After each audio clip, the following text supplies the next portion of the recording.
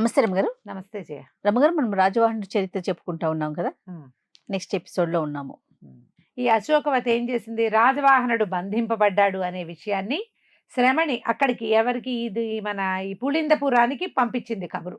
రాజవాహనుడు బంధించబడ్డాడు, ఫలానా చోట ఉన్నాడు, ఆ జయపురంలో ఉన్నాడు అని చెప్పి కబురు వచ్చింది. ఆ సమయానికి ఏమైంది? తండ్రి లేడు. ఈ శ్రమణికి ఈ విషయం తెలిసింది. ఎంత బాధ వచ్చింది! అయ్యో, అనవసరంగా ఆ పక్షి మీద ప్రీతితోటి అన్నయ్యని వృధాగా అడవి దాటిచ్చాను. వాడేమో అక్కడ బంధింపబడ్డాడు. ఆ అశోకవతి ఏం చేస్తోందో తెలీదు. ఏం చేయను నేను అని ఆలోచించి నేనే వెళ్ళిపోదాం అని చెప్పి తండ్రి లేని సమయంలో ఈ అమ్మాయి పురుష వేషం ధరించి ఆ శ్రమణి నిదానంగా అడవి దాటి వచ్చేసింది. ఓకే. వచ్చి ఆ జయపురం వైపుకి బయలుదేరి వెళ్తుంటే మొదట జయపురం వెళ్ళేటప్పుడు వీళ్ళకి ఏమొచ్చింది? శ్యామలా నగరం వచ్చింది. ఈ అమ్మాయి శ్యామలా నగరంలోకి చేరింది. వెళ్ళేసరికల్లా ఏమైంది? ఊళ్ళోకి వెళ్ళింది. ఒక ధర్మసత్రం ఏదో ఉంటే ఆ సత్రంలోకి వెళ్ళింది. భోజనం చేయాలిగా. సత్రానికి లోపలికి వెళ్ళిపోకుండా బయట ఏదో పంచలాగా కనపడితే గుర్రాన్ని అక్కడ కట్టేసి పడుకుంది. అలసిపోయింది బాగా. వాళ్ళు లోపల నుంచి ఎవరో ఒక ఆయన వచ్చి చూసి, అయ్యో అదేమిటమ్మా, రాజపురుషుడు ఉన్నారు నాయన అన్నాడు. అమ్మ అనలా, మగ వేషంలో ఉంది కదా, మీకు మేము భోజనం ఏర్పాటు చేస్తాం, మీ గుర్రాన్ని లోపలికి కట్టేయిస్తాం, రండి లోపలికి రండి, స్నానం చేయండి, మీకు భోజనం పెడతాం అన్నాడు. స్నానం పానం చేయలే. బట్టలు విప్పితే అమ్మాయి ఆయన బయటపడిపోతుంది. అందుకని ఏం చేసింది? నేను కాళ్ళు చేతులు కడుక్కుంటానని అన్నం తిన్నది. గుర్రాన్ని లోపల కట్టేశారు. ఈ లోపల అక్కడ ఒక పెద్ద పటం కనపడింది. అమ్మాయి తెల్లపోయింది. అది రాజవాహనుడిది ఆ పటం. ఈయన ఎవరండి అని అడిగింది. అడిగేసరికల్లా ఆయన అన్నాడు, ఆ సత్రమైన ఈయన ఒక మహానుభావుడమ్మా, కొన్నాళ్ల క్రితం ఇక్కడికి వచ్చాడు. ఆ రోజున మా యువరాణిది వివాహమైంది. ఆమెను ఊరేగించుకుంటున్నాం. ఊరంతా పండగగా ఉంది. ఈయన ఎవరో స్నేహితురాలతో కలిసి వచ్చాడు. మరి భద్రగజానికి మదం ఎక్కి ఉన్నట్టుండి వెర్రెత్తిపోయింది. కాస్తుంటే యువరాణిని మా భర్తని చంపేసేది. ఈ మహానుభావుడు వచ్చి ఆ ఏనుగుని ఆపి ఆ అమ్మాయిని రక్షించాడు. కానీ మేము ఆయన్ని సేవించుకునే అవకాశం మాకు లభించలా. తెల్లవారేసరికి వాళ్ళు ఊర్లోంచి వెళ్ళిపోయారు. కానీ యువరాణి ఆయన్ని స్పష్టంగా చూసింది, ఆయనతో మాట్లాడింది. అందుకని ఆవిడ ఇతని వల్ల తనకి ప్రాణదాత కాబట్టి ఆయన పటాన్ని, ఆయన బొమ్మ వేసింది. యంత్రం సహాయంతో అచ్చులు తీసాం మేము.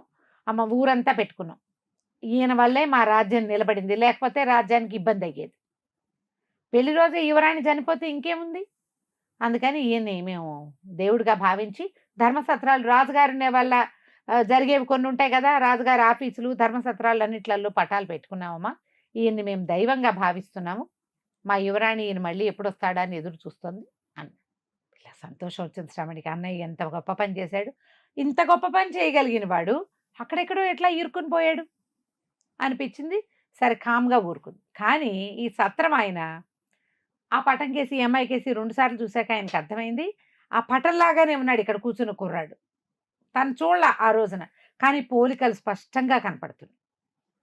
ఆ అమ్మాయి తన అన్నయ్య ఫోటో కాబట్టి చేత్తో వేసిన బొమ్మ ఫోటోలాగా ఉండదు కదా. అవును. కానీ ఆ కుర్రాడు, ఈ సత్రం ఆయన మాత్రం ఈ ఉన్న పోలికల్లోనే ఈ కనిపిస్తోందని తెలుసుకుని ఏం చేశాడు? గబగబా అందరికీ టంకేసేసాడు.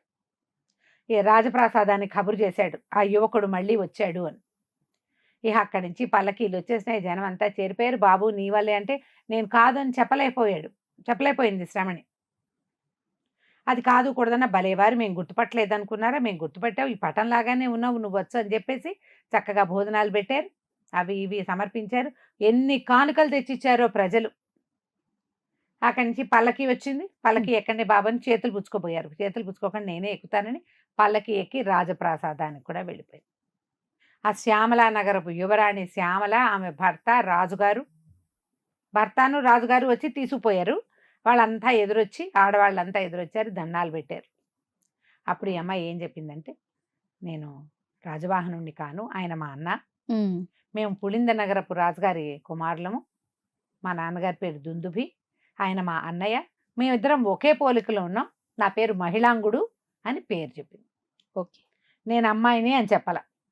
నా పేరు మహిళాంగుడు, నేను వారి తమ్ముడిని, మేమిద్దరం ఒకే పోలికల్లో ఉంటాం. అందుకని మేము కమలపిల్లలాగా ఉండటం వల్ల మీరు నేనని పొరపాటు పడుతున్నారండి. మా అన్నయ్య ఎక్కడో పట్టుబడిపోయాడు. ఆయన్ని తీసుకొచ్చినటువంటి అశోకవతి మాకు కబురు చేసింది. ఆయన జయపురంలో 2 రాజులు, అక్కడ ఉన్న రాజుని ఇది చేసేసి ఆ రాజు ఎక్కడికో వెళ్ళిపోయాడు అనుకుంటారు, ఆత్మహత్య చేసుకున్నాడని అంటున్నారు. అవునో కాదో తెలీదు. కానీ ఆ రాజ్యాన్ని ఆక్రమించినటువంటి ఇద్దరు రాజులు మా అన్నయ్యని బంధించారు. ఆయన్ని విడిపించుకునే ప్రయత్నంలోనే నేను బయలుదేరొచ్చాను. తిరుగు మార్గంలో మా అన్నయ్య గనక నాతో పాటు వస్తే నేను మీ దగ్గరికి తీసుకొస్తాను. మీరు కూడా ఏదైనా నాకు సహాయం చేస్తే నేను మా అన్నయ్యని విడిపించుకోగలుగుతాను. వాళ్ళు ఆశ్చర్యపోయారు. ఇంత ఏనుగు నడగొండలాగా ఉన్న ఏనుగుని ఎడం చెయ్యి మొహం మీద పెట్టి ఆపాడే! వాళ్ళెవరైనా ఎట పట్టుకున్నారు ఈయన్ని? ఆయన చాలా శక్తివంతుడుగా ఉన్నాడు. పైగా ఏదైనా ఒక వీరోచిత కార్యం చేస్తే అది 100 రెట్లుగా కనపడుతుంది. వాళ్ళ ప్రాణాపాయం తప్పింది కాబట్టి. వాళ్ళు ఆశ్చర్యపోయారు. అయ్యా! మీరు బయలుదేరండి. మేము కూడా మీతో పాటే వస్తాం. ఇంకో పక్క నుంచైనా వస్తాం మేము. మేము అక్కడికొచ్చి మీకు అవసరమైనప్పుడు చేస్తాము. మీరు ఇగో ఈ టపా పంపించండి. ఈ ద్వారం ఈ రకంగా మాకు వార్తలు పంపొచ్చు అని అన్ని వివరాలు చెప్పి, ఆ రాత్రికి ఉంచుకుని మర్నాడు ఈ మహిళాంగుడు అనే పేరున్నటువంటి శ్రమణిని పంపించారు. ఈ శ్రమణి ఆ శ్యామలా నగరంలో వాళ్ళకి వీడ్కోలు చెప్పి ఇంకా ముందుకి నడవటం మొదలుపెట్టింది గుర్రం వేసుకుని. వెళ్తూ ఉంటే శకునాలు చెప్పే చిలక ఉన్న ఊరొచ్చింది.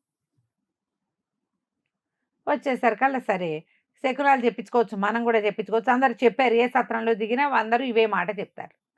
కొద్దిగా జనం తక్కువ ఉన్నారు అప్పుడు. సరే మనం కూడా ఒక ఉత్తరం ప్రశ్న రాద్దామని అక్కడ డబ్బులు కట్టి ప్రశ్న రాసింది. మహిళాంగుడు పురుషుడు, తర్వాత ఏమో కిరాత కులం రాసింది. ప్రశ్న ఏమిటి? మా అన్నయ్య రాజవాహనుడు క్షేమంగా ఉన్నాడు, రాజవాహనుడిని నేను కలుసుకోగలుగుతానా, ఆయన బందికానా తప్పించగలుగుతామా అని రాసింది ప్రశ్న. రాసి కాగితం చిలక దగ్గర వదిలిపెట్టింది. మగవేషంలో ఉందిగా, గుర్రం వేసుకుని వెళ్తుంటే ఒక గుర్రంలో వేసుకుని ఇంకొక కుర్రాడు ఎదురొచ్చాడు. ఇతను ఎవరు? ఇంతకుముందు రాజవాహనుడికి ఎదురైనటువంటి సునందుడు. ఓహో! అతను రాగానే ఈ కనపడ్డం ఏమిటి? ఒక ఎగురున గబగబా గుర్రం దిగేసి దిగని రాజవాహన అని కావలించుకున్నాడు. కావలించుకునేసరికి ఈ పిల్లకి మగవాడు కావలించుకుంటే ఒళ్ళు జల్లుమంది ఏం చెయ్యాలో తెలియలేదు. చేతులు విడిపించుకుని నేను రాజవాహనుడిని కానండి, నా పేరు మహిళాంగుడు, నేను వాళ్ళ తమ్ముడు. తమ్ముడా? ఆయన తమ్ముడు ఉన్నాడని చెప్పలేదే రాజవాహనుడు అని ఆశ్చర్యపోయాడు. నువ్వెవరు ఏమిటి అంటే, సరే నేను మా అన్నయ్య కోసం వచ్చాను, అన్నయ్యని జయపురంలో బంధించారు, నేను అక్కడికి వెళ్ళబోతున్నాను, ఇక్కడ ఏదో ప్రశ్న అవకాశం ఉందని ఇట్లా రాశాను అంటే, ఇప్పుడు ఇతను చెప్పాడు ఈ సునందుడు. నేను ఇంకొక ఫలానా ఒక రాజ్యం పేరు చెప్పి ఆ రాజ్యం రాకుమారుణ్ణి, నాకు చండకేతు అని ఒక మేనమా ఉన్నాడు, ఆయనకు కూతురు ఉంది పద్మలతికని, అది అందంగానే ఉంటుంది, ఆ అమ్మాయి అందంగా ఉంటుంది, ఆ పిల్లనిచ్చి పెళ్లి చేద్దామని అనుకుంటున్నారు, కానీ నాకు ఆ అమ్మాయి మీద మనసు లేదు, ఆ వివాహం తప్పుతుందా తప్పదా అని శకునాలు చెప్పే చిలకని అడగడానికి వచ్చా. ఓహో! ఆ సమాధానం కోసం, సమాధానం పెళ్లి జరగదు అన్నారు. ఇప్పుడు నా భార్య ఎలా ఉంటుంది ఏమిటి, దానికోసం నాకు ఏ స్త్రీతో వివాహం అవుతుందో కనుక్కోవడానికి మళ్ళీ వచ్చాను. అక్కడికి వెళ్ళాక పెళ్లి తప్పిపోయింది, నా పెళ్లి అది నిజమైంది కాబట్టి అడగడానికి వచ్చాను.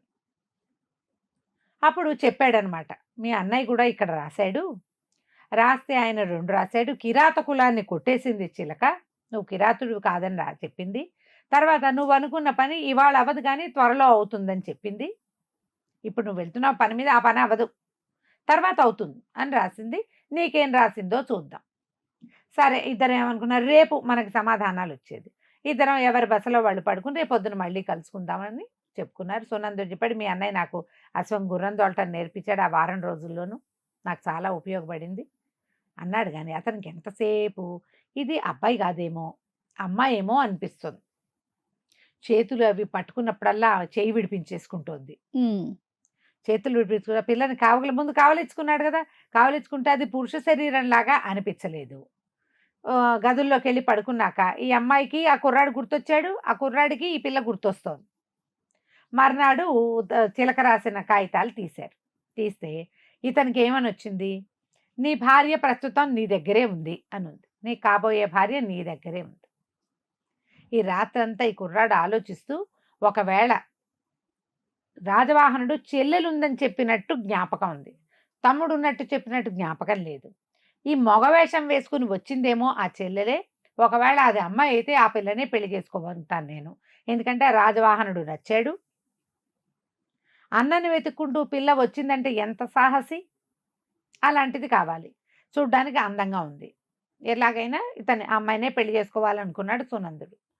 ఈ శ్రమణికి ఏం చెయ్యాలో తెలియదు, కానీ ఇతను మగవాడు, అన్నయ్యతో స్నేహంగా ఉన్నాడు. అతనితో ఉంటే బాగుంది మనసుకి. మర్నాడు పొద్దున చిలక 2 ఉత్తరాలు ఎవరి కాగితం వాళ్ళకి అప్పచెప్పారు. చిలక రాసిన కాగితాలు. అతనికేమో నీ భార్య ఇక్కడే ఉందని వచ్చింది. ఈ అమ్మాయికేమో పురుషుడు అని రాసింది కొట్టేసింది. అంటే ఇది గ్యారంటీగా స్త్రీ. రెండోది కిరాత కులము రాసింది, అది కూడా కొట్టేసింది.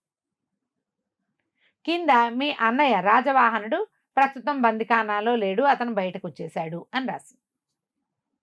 అంటే రాజవాహనుడిని ఎవరో తప్పించారు. ఈ 2 కాగితాలు చూసుకున్నారు ఇద్దరు. ఈ కుర్రాడికి ఆ కాగితంలో ఉన్నది కిరాత కులం కొట్టేసి ఉండటం, మస్తు పురుషుడు అనేది కొట్టేసి ఉండటం 2 చూసేశాడు. కింద రాజవాహనుడు తప్పించుకున్నాడు, బాగానే ఉంది. ఇప్పుడు మీ అన్నయ్యకి కూడా కిరాత కులం అనేది కొట్టేయబడి ఉంది. నీకు కూడా అలాగే ఉంది అంటే మీరు కిరాతులు కాదేమో ఒకటి. తర్వాత పురుషుడు అనేది కూడా కొట్టేస్తుంది ఏమిటి నీకు అని అడిగాడు. అడిగేసరికల్లా ఆ అమ్మాయి అంది, మరి మీ భార్య ఇక్కడే ఉందందిగా, వెతకండి, అటు ఇటు వెతుక్కుంటే మీ భార్య మీకు దొరుకుతుందని అనేసరికల్లా ఈ అబ్బాయి అన్నాడు, ఈ పురుషుడు కొట్టేసి ఉన్నది నిజమయ్యి నువ్వు స్త్రీ అయితే నువ్వే నా భార్యవి చెప్పాడు. నేను నిన్న రాత్రి నుంచి ఆలోచిస్తున్నాను, నన్ను వివాహం చేసుకో, నువ్వు స్త్రీ అన్నది నిజమే. చిలక అబద్ధం చెప్పదు. రాజవాహనుడు తప్పించుకున్నది నిజమైనని నువ్వు నమ్ముతున్నావు. కిరాత కులం అనేది నీది కొట్టేసింది, మేనైది కొట్టేసినట్టే మీరు అసలు కిరాతులే కాదు. కిరాతులైనా నాకు అభ్యంతరం లేదు. కిరాతులు కాదు, మీరు క్షత్రియులైతే మా నాన్నగారు మరీ సంతోషిస్తాడు. కాబట్టి సరే మన ఇద్దరం వివాహం చేసుకుందామని నా పిల్లని ఒప్పించుకున్నాడు. ఇద్దరు కలిసి కాసేపు అటు ఇటు తిరిగారు. ఇప్పుడు తప్పించుకున్న రాజవాహనుడు ఏమయ్యాడు, ఎటు వెళ్ళిపోయాడో తెలియదు. వీళ్ళ వెనక్కి వస్తాడు. వెనక్కి ఎందుకు వస్తాడు? అతను ఎక్కడికి వెళ్ళాలి? రెండో పిట్టని తేవడానికి అక్కడికి వెళ్ళాలి. ఆ ఊరు అదేం ఊరు? మహేంద్రపురం. ఈ కల్పలత దగ్గరికే వెళ్ళి ఉండాలి. ఏం చేస్తాడో చూద్దాం. వీళ్ళిద్దరూ ఏమనుకున్నారు, తెల్లవారి బయలుదేరి ముందు జైపురం వెళ్దాం, రాజవాహనుడు ఎక్కడికి వెళ్ళాడో అక్కడి నుంచి మనకు తెలుస్తుంది అనుకున్నారు. వీళ్ళిద్దరూ బసలకి చేరుతూ ఉంటే వీళ్ళకి 2 వ్యక్తులు ఎదురయ్యారు కొంత పరివారంతో. వీళ్ళు వచ్చిన వాళ్ళు ఎవరు? ఆదిత్యవర్మ. ముందు కథలో చెప్పుకున్నాం. ఆదిత్యుడు అంటే మొదటి కథలో సుమతిగా పరిచయం చేయబడ్డ ఆయన ఆదిత్యవర్మగా ఎదురుపడ్డాడు అశోకవతి. అశోకవతి పురుష వేషంలో ఉంది. వీళ్ళిద్దరూ కలిసి ఎదురుపడ్డారు. ఇప్పుడు గబగబా అశోకవతి, రాజవాహన నువ్వు బయటకు వచ్చావా అని చేతులు పుచ్చుకుంది. వచ్చి పుచ్చుకునేసరికల్లా ఈ అమ్మాయి ఏమంది, శ్రమణి, కాదండి, నేను రాజవాహనుడిని గాను, నా పేరు మహిళాంగుడు, రాజవాహనుడిని తమ్ముడిని, మీరెవరు ఆనంగానే అశోకవతి తెల్లబోయి, రాజవాహనుడికి తమ్ముడు ఎక్కడున్నాడు? అతనికి ఉన్నది ఒక చెల్లెలే కదా, తమ్ముడు లేడు రాజవాహనుడికి. నువ్వెవరు మాట్లాడుకున్నారు. ఈ మగ వేషంలో ఉన్న ఈ అమ్మాయిని అమ్మాయి గుర్తుపట్ల, ఆ అమ్మాయిని ఈ అమ్మాయి గుర్తుపట్ల. వీళ్ళిద్దరూ రకరకాలుగా మాట్లాడేసుకున్నారు. వీళ్ళ పక్కనే ఉన్న బ్రాహ్మణ వేషధారిగా ఉన్న ఆదిత్యవర్మ అన్నాడు, మీరిద్దరూ పురుష వేషంలో ఉండి మాట్లాడుకుంటున్నారు, ఒక పక్కకి వెళ్ళి మీ ఇద్దరు మాట్లాడుకోండి, మీ సంగతి మీకు తెలుస్తుంది అని చెప్పాడు. ఆయన గుర్తుపట్టేశాడు, ఈ మగ వేషం వేసుకుంది పిల్లని. పక్కకి వెళ్ళి చూసుకున్నారు, ఒకళ్ళతో ఒకళ్ళు మాట్లాడుకున్నాక ఈ అమ్మాయి అశోకవతి అని, ఆ అమ్మాయి ఏమో ఇదని తెలుసుకున్నారు. రాజవాహనుడు బంధింపబడ్డాడని మీకు ఉత్తరం రాశాం కదా, మేము అక్కడికి వెళ్ళాము, మీ ఊరు వెళ్ళాము, మీ నాన్నగారు అక్కడ లేరు, ఈ విషయం అక్కడ చెప్పేసి మేము వచ్చేసాము. ఈయన ఆదిత్యవర్మని, ఈయన చాలా గొప్ప వ్యక్తి, ఈయన చాలా అద్భుతమైన వాడు అని ఆయన కథ చెప్పింది. చెప్పంగానే ఆ కథ తెలుసు వీళ్ళకి. ఓకే, సరే ఇప్పుడు మా అన్నయ్య చిలక చెప్పింది రాజవాహనుడు చెరలో లేడని, అతను ఎక్కడికి వెళ్ళాడో తెలీదు, మా అన్నయ్య చెరలో లేడు, చిలక చెప్పిన మాట అక్షరాల నిజం. వీళ్ళు ఈ కిరాత కులం అనేది కొట్టేయబడి ఉంది కదా, ఎందుకనో ఇది కూడా కొట్టేయబడి ఉందంటే అమ్మాయి కిరాతులు కాకపోతే మరీ మంచిది అనుకుంటుంది అనమాట అశోకవతి. సరే మనం అందరం కలిసి వెళ్ళి ముందు జయపురం వెళ్దాం, అప్పుడు మనం రాజవాహనుడు ఎక్కడున్నాడో తెలుసుకోగలుగుతామని వాళ్లతో కలిసి ఈ పరివారంతో పాటు మళ్ళా శ్రమణి, తర్వాత ఏమో ఈ సునందుడు, అశోకవతి, ఆదిత్యవర్మలతో కలిసి ముందుకి బయలుదేరి వెళ్ళారు. వార్తలు పంపించాలి, వీళ్ళు దొరికారు, వీళ్ళు ఉన్నారు, వీళ్ళు లేరు, ఇవన్నీ తెలియాలి కదా. ముందుకు వెళ్ళారనమాట. జయపురం వెళ్ళాక వీళ్ళకి తెలుస్తుంది రాజవాహనుడిని ఎవరు తప్పించారు, ఎలా అతను చెరలోంచి బయటికి వెళ్ళాడు, అతను మహేంద్రపురి వెళ్ళాడా లేదా, తండ్రి పిల్లలు మళ్ళీ కలుసుకోగలిగారా లేదా, 2 పిట్టలు ఒక దారికి చేరాయా లేదా, మనం వచ్చే భాగంలో చూద్దాం. తప్పకుండా రమ్య గారు. నమస్తే. నమస్తే.